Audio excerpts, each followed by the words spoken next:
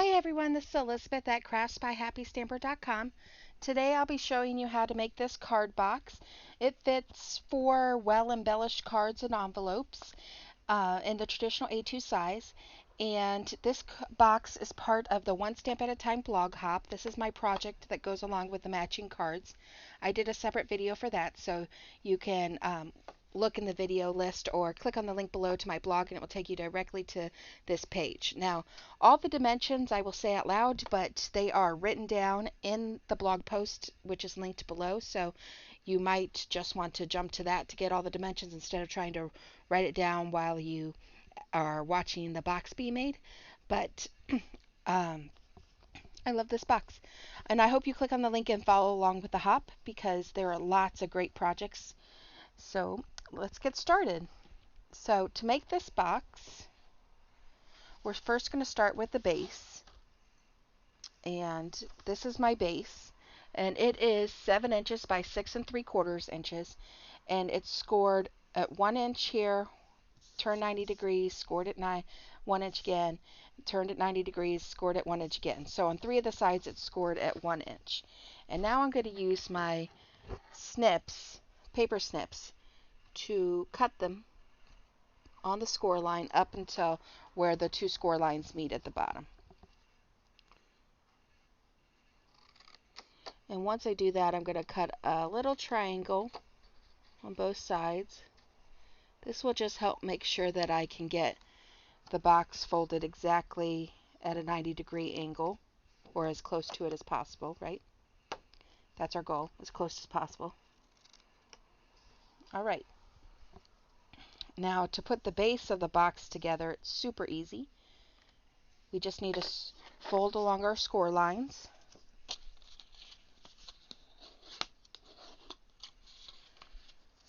And ideally you should be folding towards the mountain when you create the score line, but you know, that will help prevent the paper from cracking, especially if you have thicker cardstock. And this is Stampin' Up! Pistachio pudding cardstock. That's what this base color is. Did I mention that this project had to be monochromatic and I was given green, so that's why everything is green. So you can see how it's going to fold up like a box like this. So for a box, I would recommend using either Fast Fuse or red sticky strip, but for the sake of time, I'm just going to use score tape because it rips pretty easily. Doesn't take me as long to put the box together. Not only does it rip easily, but usually, of course, this is going to prove me wrong now. Nope. Usually the pieces come off pretty easy as well. So have this, and then I can just meet it up at as close to a 90-degree angle as possible. Squish it together. Do this side. Squish it together. All right, so that's the base of the box. And of course it doesn't look quite right now, but it will look better once we get our lid on it, right? So now we can just set that off to the side. Now the lid. The lid is 8 by 6 3/4, and it's scored 1 inch on all 4 sides. Now we want to do a crisscross, so what we're going to have to do is use our Stampin' Trimmer here, which is not I love because it scores and cuts. And what we want to do is we want to cut from this point to this point. So for me, it's easiest if I go ahead and cut off the pieces I don't need, which is I don't need the lower right hand square at all.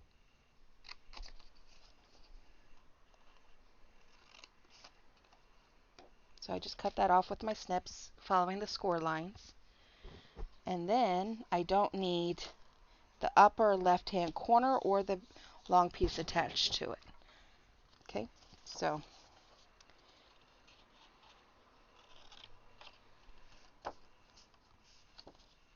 now I feel comfortable just cutting that there, but I would rather use my trimmer to cut the rest of that. So I can easily line this up with one.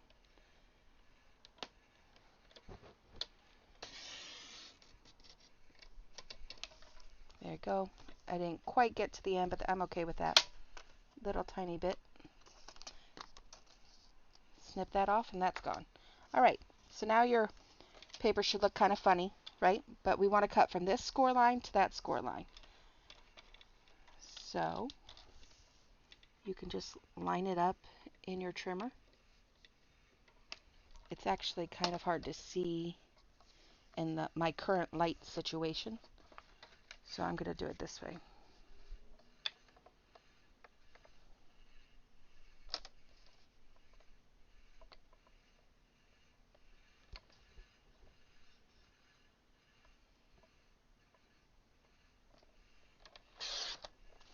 There we go. Now we have our two front pieces, two flaps. So we can put this away. And over here, we're going to fold on our score lines. Crease our score lines pretty well. And we're going to want to do the same thing we did with the back flaps with these front flaps. So we want to cut them at a little bit of a diagonal.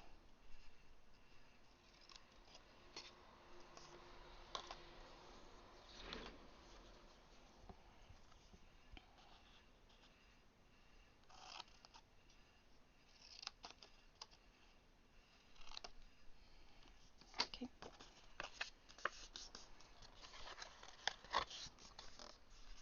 Okay, I think I was off camera there for a second, but all I did was fold on those score lines. I think I just did it backwards. Did I? I did. I just folded it backwards. That's okay. That's an easy fix.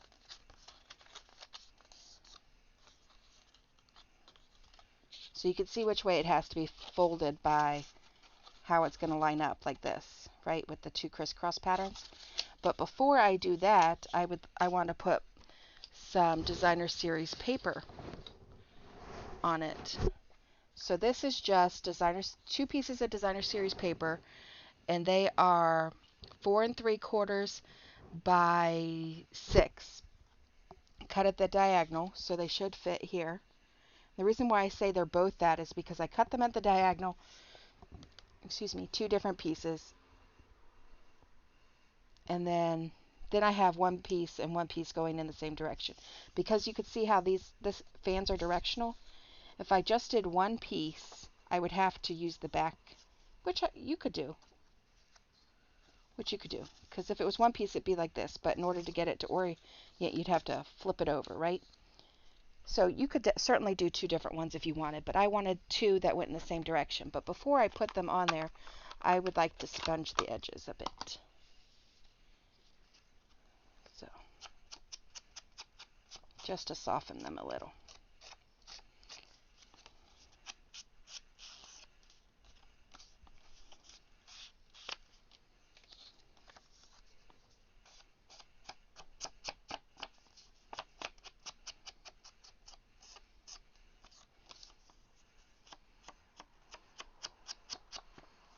You could see I had a little issue with my trimmer. I had to get a new blade because it was starting to pinch my paper, but I use this trimmer a lot, and I've had that same blade for, I don't know, 9 months, so I think it was time. It lived a good long life. All right, so now it's ready to actually put on the cardstock. And once again, I'm going to use glue, but feel free to use tape if you prefer.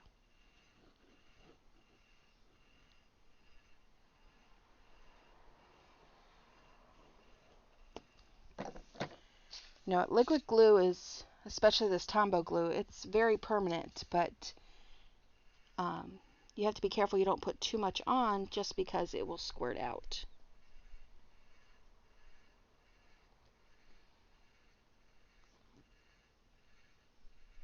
So I'm going to put this piece on the inside, is the inside flap, so I'm making sure the part that's visible is the most perfect.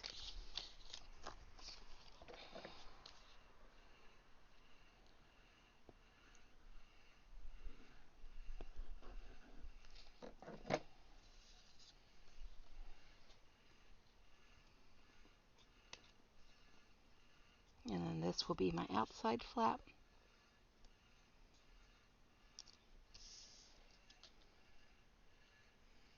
See, I like the liquid glue, gives you a little time to play with it.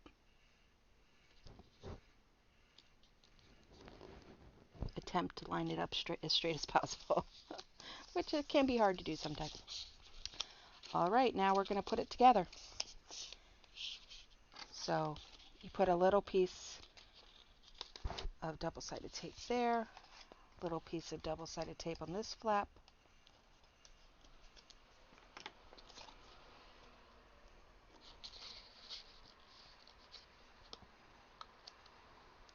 line it up as a 90-degree angle, and then make sure you orient it correctly, right? So this one is going to go on this end.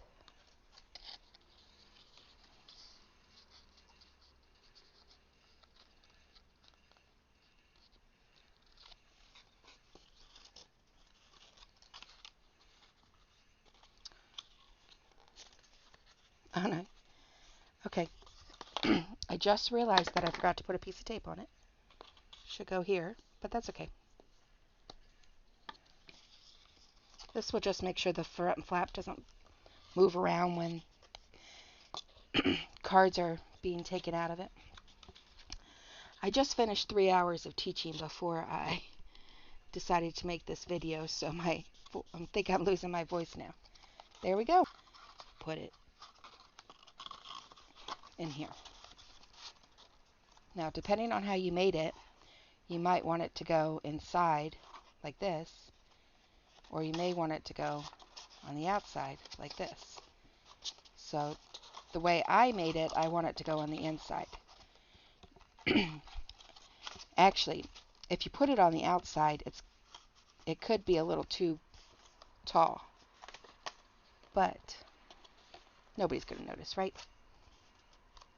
So now you just have to add tape to the bottom and sides.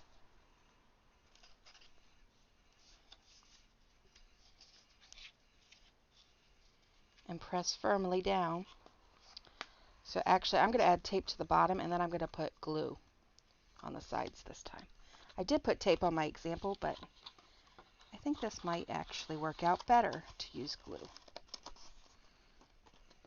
So once you get this in there firmly, you want to make sure you push down, and I just use my bone folder to make sure the tape is squished down to the bottom.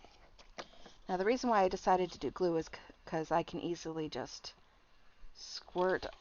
I don't know if you can see that on the video, but I can just squirt some glue in there.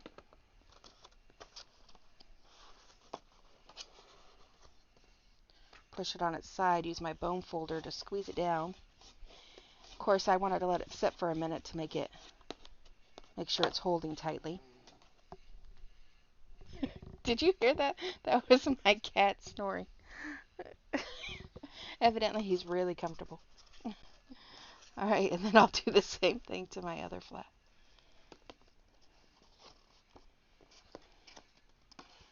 And squish it down.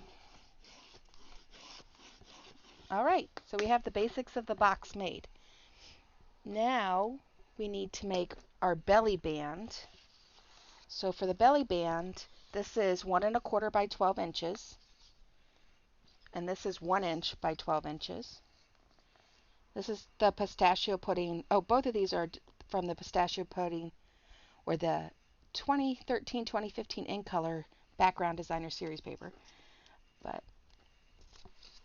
And then I can just, this I feel a little more comfortable using snail with, I guess. Nobody's going to notice actually because of it wrapped around the box, whether it's perfectly straight or not, but you know, I'd like to try my best.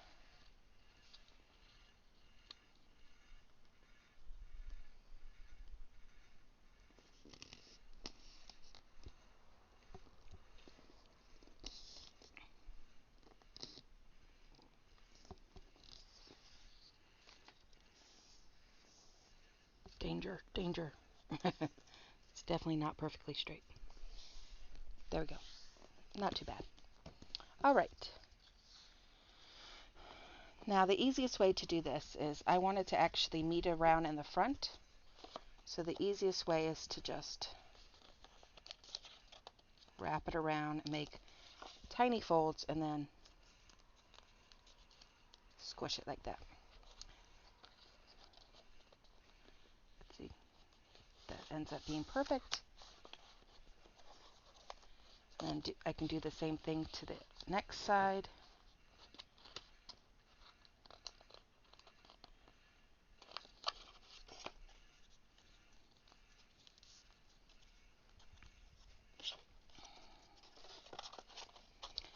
Now I want it to glue it together.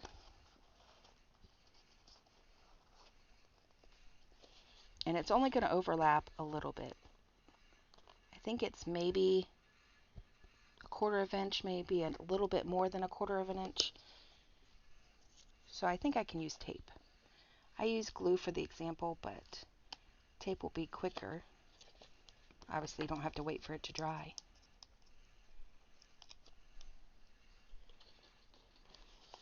Then you just want to make sure you line it up evenly.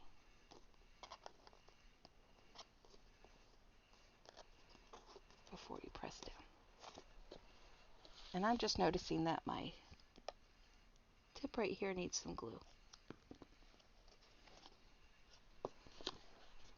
Squish. All right. All right. We are almost done. Now I did some decoration on this one.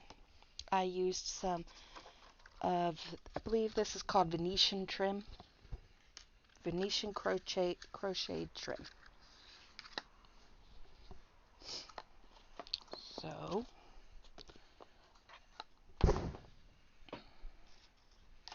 I use glue dots to adhere this, and I'll show you my trick because this is sort of difficult to glue down, as you can imagine, because there are so many holes.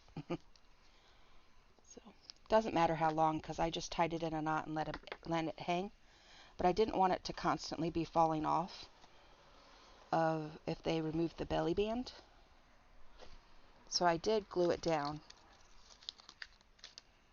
But what I did was I took a glue dot and I folded it in half, the back. And I took my trim, flipped it upside down, and you see right where there's a little bit of thickness there? Put a glue dot. I did one on each side. So I'll do that again. Take a glue dot, fold it in half. Make sure I flip it over to the back, put it where there's a little bit of thickness. Now I need to be careful because I have 2 glue dots on it, so I want it to line up right at the edge there. So that's where I put my glue dots down. And then here you can just tie it in a little knot.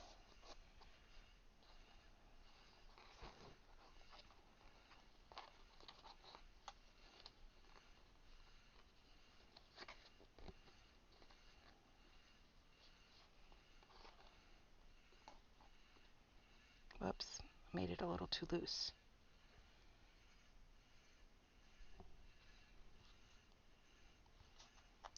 Get this undone. Hello, hurry up. All right.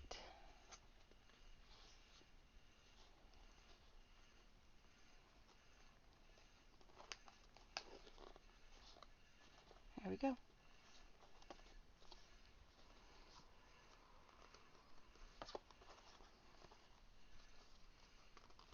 So this is still a little too long. I don't want it hanging completely off.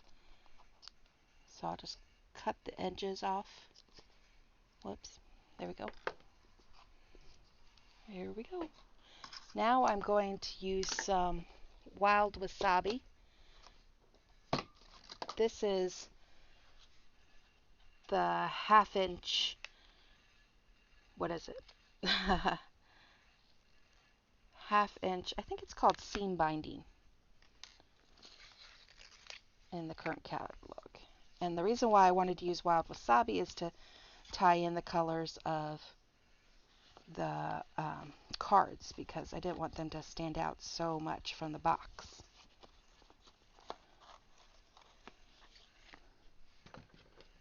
So Once again, no need to worry about a pretty bow here because we're just going to tie it in a knot.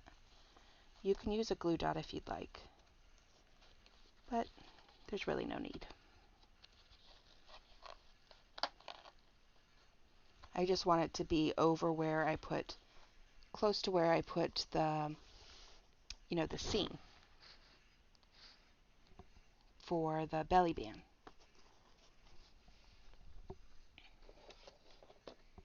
Because now I'm going to take this blossom punch, which I think is retiring, so if you like it, you better buy it fast. So just take the blossom punch and punch out a piece of wild wasabi. And this stamp is from the So Very Happy. Am I saying that correctly? Yeah, So Very Happy stamp set. This flower right here. And this stamp set is retiring. I stamped it in Versamark and then heat embossed with Whisper White embossing powder and used my heat tool to melt it off camera. Now I'm going to punch this out. I love the way white embossing powder looks on colored cardstock. Punch that out. Done with that. Now I just need to glue this down. This has enough dimension. It doesn't need any extra. I don't think. I just like to offset them a little. Like that. Now in order to get this to adhere over those, I used glue dots because I need something that's going to stick fast. If you use liquid glue, you have to hold it for a long, long time because it's bumpy. It doesn't want to adhere to that. Plus the glue dots will adhere directly to the ribbon.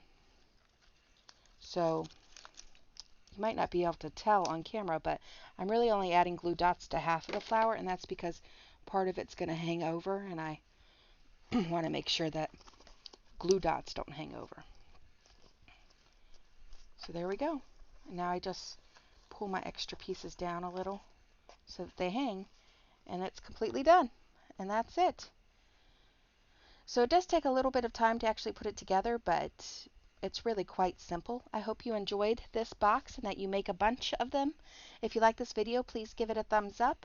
And if you haven't subscribed, I would love to have you as a subscriber. Please click on the link below in order to continue to follow the blog hop and to check out all the supplies list and the dimensions that are on